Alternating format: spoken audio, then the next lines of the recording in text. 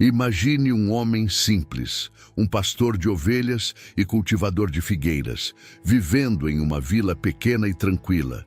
Ele não tinha títulos, não era um estudioso das Escrituras, nem alguém conhecido entre os grandes de sua época. Mas, de repente, esse homem comum é chamado por Deus para uma missão extraordinária: enfrentar reis e líderes religiosos, denunciar injustiças e anunciar um juízo divino que ninguém queria ouvir. Esse é Amós, um profeta que veio do anonimato de Tecoa para se tornar uma das vozes mais poderosas e desafiadoras da história bíblica. Inscreva-se no canal para mais histórias bíblicas emocionantes e ative o sino de notificações para não perder nenhum vídeo. Amós nasceu em Tecoa, uma vila sossegada no coração de Judá. O cenário ao redor era de campos vastos, colinas douradas sob o sol escaldante e figueiras que balançavam preguiçosamente com o vento. Era uma terra de pastores, acostumada ao ritmo simples da vida no campo. Naquele pedaço quase esquecido do mundo, ninguém imaginaria que ali crescia um homem destinado a ser uma das vozes mais desafiadoras de seu tempo. Desde cedo, Amós viveu uma rotina que parecia imutável. Ele cuidava das ovelhas de sua família, guiando os rebanhos pelas encostas, sempre atento aos perigos. Quando não estava no campo, dedicava-se ao cultivo das figueiras, especialmente os sicômoros, árvores que exigiam um trabalho meticuloso para dar frutos. O jovem Amós, de mãos calejadas e olhar perspicaz, aprendeu a ouvir o som da natureza e a entender seus sinais. Quem o visse não enxergaria nada além de um pastor comum, talvez até um pouco recluso, distante das grandes cidades e de suas confusões. Mas havia algo especial em Amós, mesmo que ele ainda não soubesse. Seus olhos carregavam uma inquietação, uma percepção aguda das injustiças que, às vezes, alcançavam até os cantos mais remotos de Tecoa. Quando ouvia as histórias que viajantes traziam sobre Samaria e suas riquezas, sobre a opressão dos pobres e a ganância dos ricos, sentia algo diferente, uma indignação que não o deixava em paz. Enquanto o mundo seguia seu curso, uma voz maior, silenciosa, mas inconfundível, começava a se formar dentro dele. Era como se o vento que soprava sobre as colinas levasse consigo um sussurro divino, um chamado que ele ainda não entendia plenamente. Até que um dia, aquele silêncio foi rompido, e de uma maneira que Amós jamais imaginaria. Aquele dia parecia igual a todos os outros. O sol nascia devagar no horizonte, tingindo o céu de laranja e dourado, enquanto Amós guiava seu rebanho pelas encostas. O som dos sinos das ovelhas misturava-se ao farfalhar das folhas e ao canto tímido dos pássaros. Tudo parecia tão calmo, tão previsível, mas algo estava prestes a acontecer. Algo que mudaria para sempre a trajetória daquele homem. Foi enquanto estava sozinho, observando as ovelhas pastarem, que Amós sentiu o chamado. Não era uma voz comum, dessas que a gente ouve e responde com palavras. Era mais como um peso no coração, um calor que subia pela espinha e parecia preencher todo o seu ser. Era como se o vento que soprava por entre as árvores estivesse carregado de algo além do simples ar, uma presença, uma urgência. Amós, que nunca havia se considerado especial, percebeu que Deus estava falando com ele. Deus não o chamou para uma tarefa pequena. Ele, um homem simples, acostumado ao silêncio dos campos e ao trabalho com as mãos, foi enviado para falar em nome do próprio Criador. E não seria uma mensagem fácil. Amós deveria ir ao reino de Israel, ao norte, e enfrentar os poderosos com palavras duras. Ele deveria denunciar as injustiças, a ganância e a corrupção que reinavam ali. Imagine o peso dessa missão. Um pastor anônimo sem títulos ou status, sendo enviado para confrontar reis e sacerdotes. Amós sabia que seria um caminho difícil. Ele não tinha preparo, nem eloquência. Sou apenas um boiadeiro, talvez tenha pensado. mas não havia espaço para recusar. Quando Deus chama, mesmo o mais simples dos homens é capaz de grandes coisas. Amós deixou para trás os campos de Tecoa e começou sua jornada rumo ao norte, sem saber exatamente o que encontraria. O reino de Israel o aguardava, próspero por fora, mas podre por dentro. E Amós carregava a mensagem que seria como um trovão a romper o falso silêncio daquele lugar. A estrada para o reino de Israel era longa e cheia de incertezas. Amós caminhava, levando consigo apenas o necessário: seu cajado, a experiência acumulada nos campos e a convicção de que estava obedecendo ao chamado de Deus. À medida que se aproximava, os relatos sobre Israel se tornavam mais claros e inquietantes. O reino era próspero, mais do que Judá poderia imaginar. As cidades estavam cheias de palácios luxuosos, mercados movimentados e festas grandiosas. Mas por trás desse brilho aparente, Amós ouvia histórias de opressão, corrupção e uma religião vazia, que servia mais como espetáculo do que como devoção. Quando chegou, o contraste o impressionou. Samaria, a capital, brilhava com a ostentação dos ricos. As ruas principais eram um desfile de tecidos finos, joias cintilantes e risos de quem parecia ter tudo. Mas bastava desviar o olhar para os becos mais escondidos e se veria outra realidade. Pobres, esmagados pela miséria, escravos sobrecarregados de trabalho e crianças famintas. Amós não precisou de muito tempo para perceber o que estava errado. Os ricos viviam como se nada pudesse tocá-los, aproveitando-se do trabalho duro dos menos favorecidos. A justiça, que deveria ser um direito de todos, havia se transformado em um privilégio de poucos. A religião, que deveria ser o alicerce moral do povo, era uma farsa. Os altares estavam cheios de ofertas caras, mas os corações estavam vazios de arrependimento. O povo de Israel tinha se afastado de Deus, trocando a verdadeira adoração por rituais pomposos e convenientes. Amós via isso tudo e sentia que sua mensagem não seria apenas difícil de ouvir, seria como uma lâmina cortante exposta diante de um povo que preferia fechar os olhos. Enquanto caminhava pelas ruas de Samaria, ouvindo o burburinho das feiras e os cânticos que vinham dos templos, Amós sabia que seu momento estava chegando. Ele não sabia exatamente como ou quando começaria, mas uma coisa era certa: sua voz, carregada de verdade, logo ecoaria como um trovão nos palácios e praças daquele reino próspero, mas moralmente doente. A oportunidade de falar chegou mais rápido do que Amós esperava. Ele estava em Samaria, cercado pela opulência da cidade, quando começou a proclamar sua mensagem. Não havia cerimônias, nem preparativos elaborados. Amós simplesmente ergueu a voz e foi como se o próprio céu rugisse. Ele começou com palavras que ninguém podia ignorar. O Senhor rugirá de Sião e de Jerusalém fará ouvir a sua voz. Era como um trovão cortando o ar. Quem passava parou para ouvir, mais por curiosidade do que por reverência. Afinal, quem era aquele homem vestido como um pastor, ousando falar com tanta autoridade? As palavras de Amós eram diretas, sem rodeios. Ele falou sobre as nações vizinhas, condenando suas injustiças e crueldades. O povo de Israel ouviu com certa satisfação, porque parecia que ele estava atacando os inimigos deles. Mas então, como o rugido de um leão mudando de direção, Amós apontou o dedo para Israel. Sua voz se tornou ainda mais intensa, mais urgente. Ele começou a denunciar os ricos que exploravam os pobres, os líderes que transformavam a justiça em uma mercadoria, os sacerdotes que faziam da religião um teatro. Vocês que esmagam os pobres e pedem tributos de grãos, construíram casas luxuosas, mas não viverão nelas. Plantarão vinhedos belos, mas não beberão de seu vinho. As palavras cortavam como lâminas, revelando verdades que todos sabiam, mas ninguém queria admitir.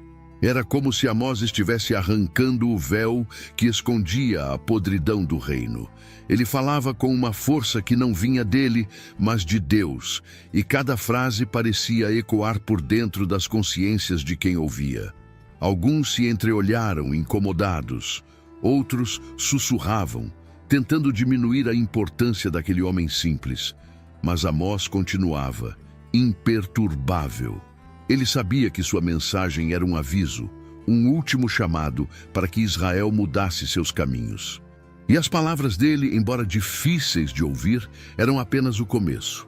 Enquanto as palavras de Amós ainda ecoavam pelas ruas de Samaria, algo mais profundo começou a acontecer. Deus não apenas deu a ele palavras para falar, mas também imagens que falavam por si mesmas, como visões vivas que pulsavam diante de seus olhos. A primeira veio como um campo verdejante que parecia próspero e cheio de vida. Mas, de repente, uma nuvem de gafanhotos surgiu, devorando tudo no caminho. Não sobrava nada, nem alimento, nem esperança. Amós sentiu o peso daquela cena. Ele sabia o que significava. Israel estava à beira de perder tudo. Amós não pôde conter o clamor. Ele intercedeu, pedindo que Deus tivesse misericórdia, que não destruísse completamente o povo. E por um instante parecia que Deus tinha ouvido. Mas as visões continuaram. Na próxima, o fogo surgiu, não um fogo comum, mas algo que consumia até os abismos, secando os rios e queimando a terra até as raízes. Era assustador, quase sufocante, como se Amós pudesse sentir o calor em sua pele.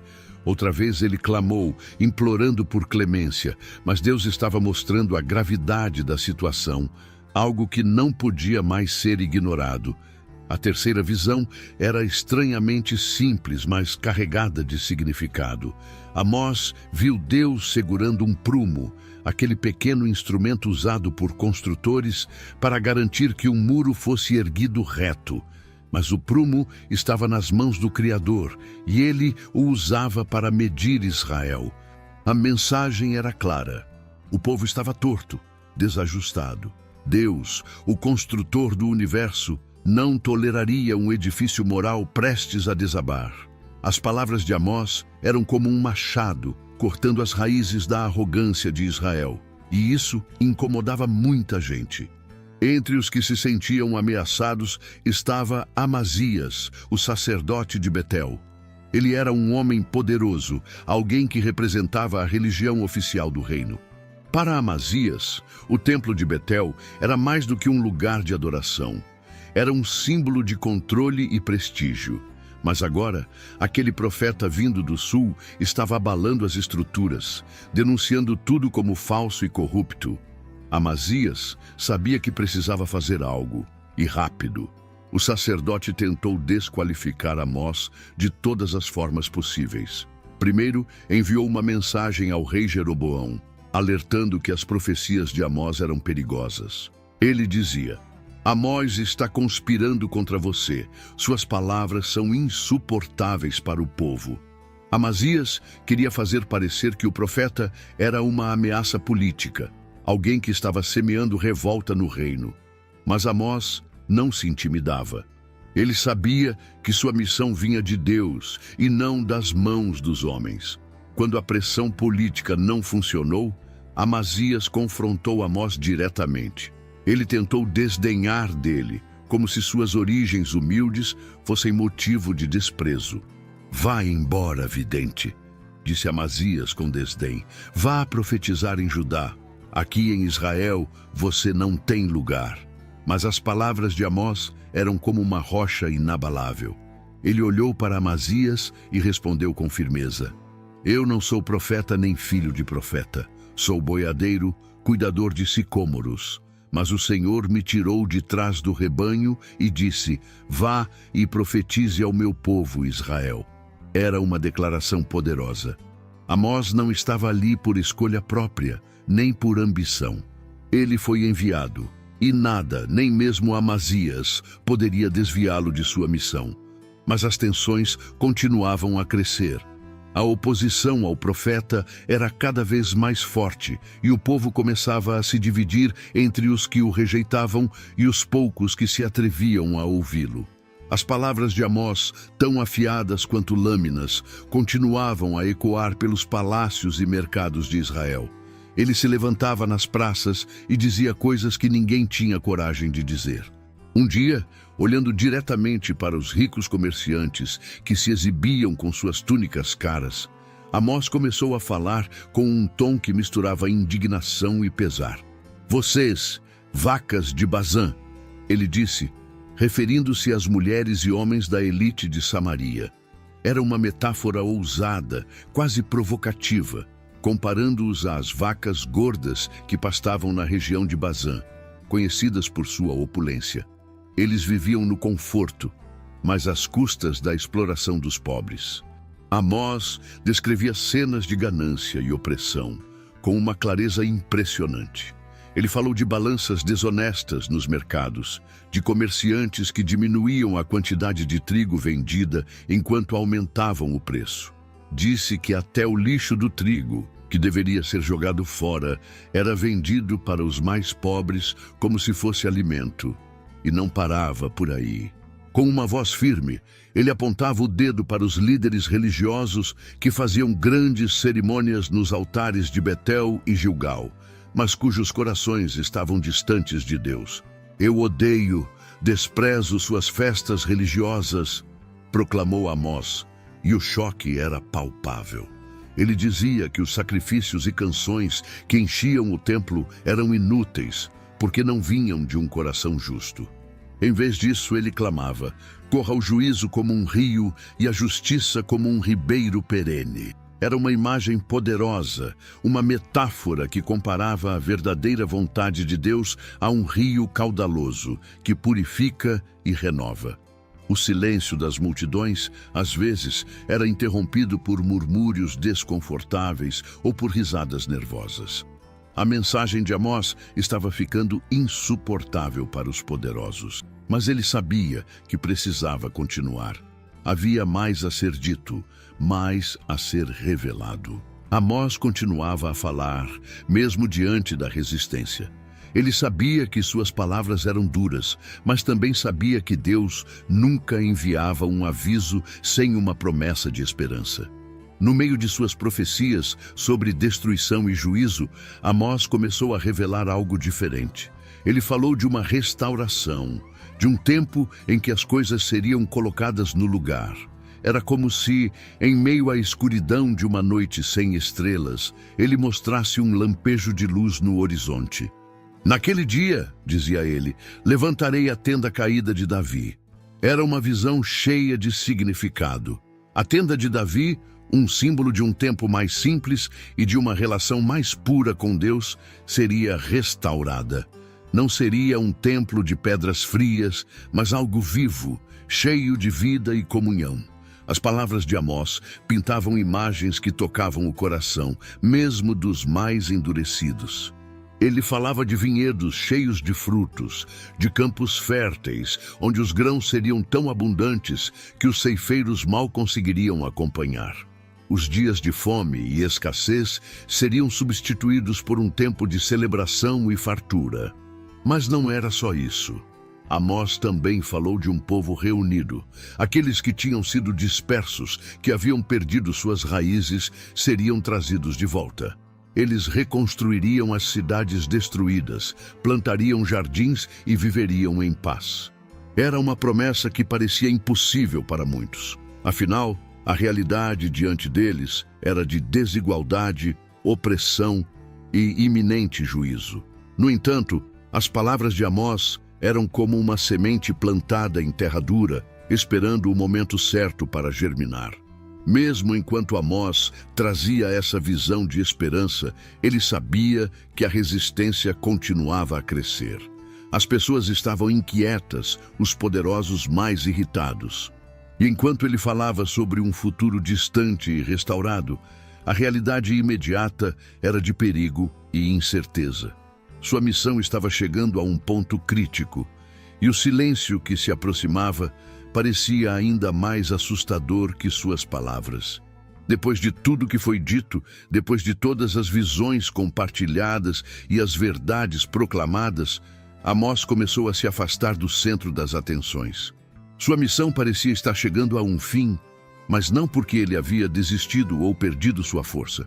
Era como se, de alguma forma, ele soubesse que já havia dito tudo o que precisava dizer. As palavras que um dia rugiram como um leão, agora davam lugar a um silêncio que carregava um peso maior do que qualquer discurso. O povo que o ouviu ficou dividido.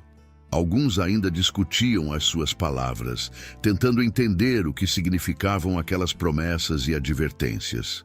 Outros, especialmente os poderosos, preferiram fingir que nada daquilo importava. Quem é ele, afinal? Diziam uns aos outros, tentando desmerecer o profeta que voltava aos caminhos de Judá. Mas a verdade é que o impacto de Amós já estava gravado. Suas palavras continuavam a ecoar, como ondas que não podiam ser contidas. A ausência de detalhes sobre os últimos dias de Amós só aumenta o mistério. Ele simplesmente desaparece das páginas da história, sem deixar registros de como terminou sua vida. Talvez tenha voltado para os campos de Tecoa, para cuidar de suas ovelhas e das figueiras, vivendo os dias que lhe restavam em paz. Ou talvez tenha continuado a proclamar sua mensagem, mesmo que em lugares onde poucos pudessem ouvi-lo. O que sabemos é que o silêncio que se seguiu não foi um fim, mas um intervalo. Era como se sua ausência fosse parte do plano, um espaço deixado em branco para que o povo refletisse e decidisse o que fazer com tudo o que havia sido dito. Mesmo assim, a história de Amós não se apagou. Suas palavras permaneceram vivas, passando de geração em geração, como um lembrete do que significa justiça, integridade e a coragem de obedecer ao chamado de Deus. As palavras de Amós, ainda que inicialmente rejeitadas por muitos, continuaram a se espalhar como sementes lançadas ao vento. Sua mensagem, embora simples em sua essência, continha um poder tão profundo que não podia ser ignorada. Cada frase carregava a força de uma convicção que vinha diretamente de Deus. Ele não foi um homem comum. Mesmo sem títulos ou linhagem profética, deixou uma marca que atravessou gerações. Era como se sua história ecoasse para além de sua própria vida, sempre desafiando e inspirando. Com o passar do tempo, as verdades que Amós proclamou se tornaram impossíveis de serem esquecidas. A imagem do prumo, do rio de justiça, das vacas de Bazã, todas essas metáforas se gravaram na memória do povo, funcionando como espelhos para uma sociedade que precisava desesperadamente de mudança.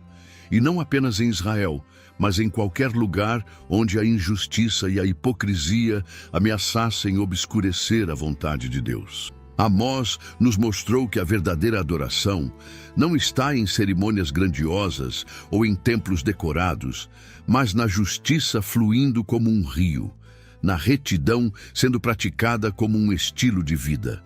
Sua voz se levantou para aqueles que não tinham voz, para os pobres e oprimidos, que eram explorados pelos poderosos.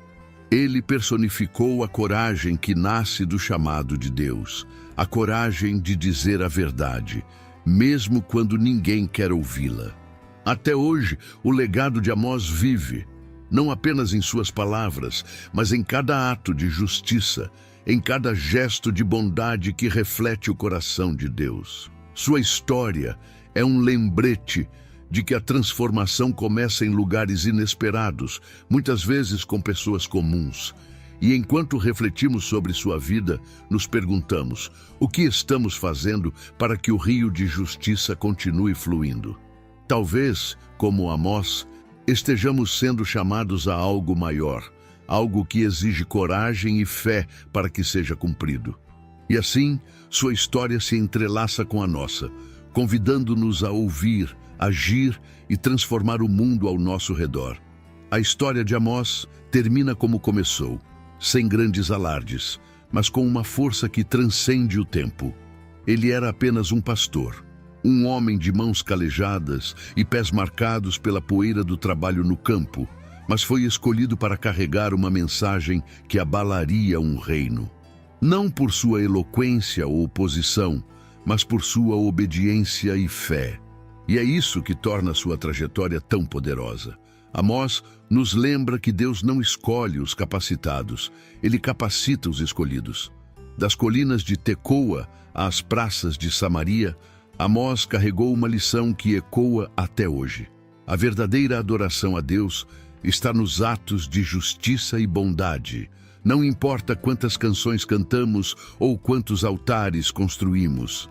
Se o nosso coração não for reto e nossas ações não forem justas, tudo isso é vazio.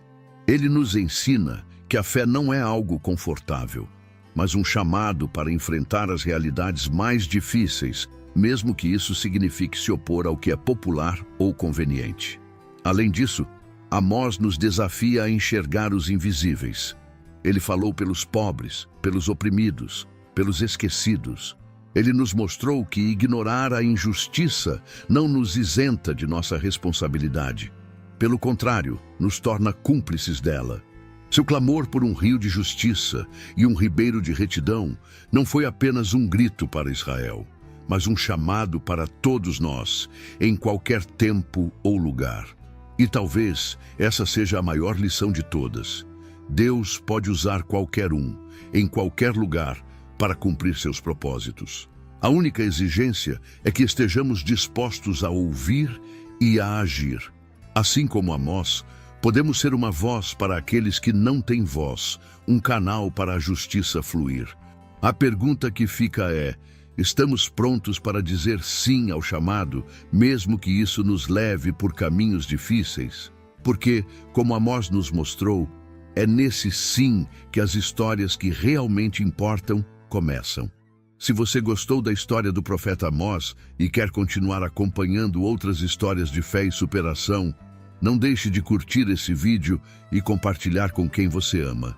E claro, inscreva-se no canal para não perder nenhum conteúdo novo. Juntos vamos explorar mais lições poderosas da Bíblia.